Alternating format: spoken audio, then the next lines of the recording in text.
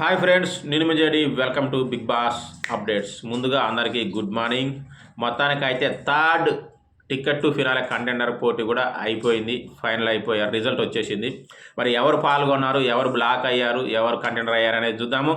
ముఖ్యంగా పాల్గొన్నది చాలామంది నిఖిల్కి టాస్కులు రావట్లేదు అన్నారు. బట్ టైం వచ్చింది.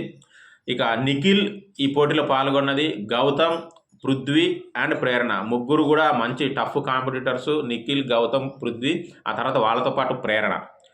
సో మరి బ్లాక్ బ్యాడ్జ్ ఎవరికి వచ్చింది ఇందులో? 2 టాస్క్లు ఆడినాక బ్లాక్ బ్యాడ్జ్ పృథ్వీ శెట్టికి వచ్చింది. ఓ మై గాడ్, పృథ్వీకి వచ్చేసింది బ్లాక్. మరి కంటెండర్ అయ్యింది ఎవరై అంటే ప్రేరణ. వీళ్ళతో పోటీపడి ప్రేరణ అయ్యిందంటే ఇది నిజంగా చాలా గ్రేటే. మరి ఎంత బాగా ఆడారు ఏంది అనేది చాలా ఇంట్రెస్టింగ్గా ఉండబోతుంది.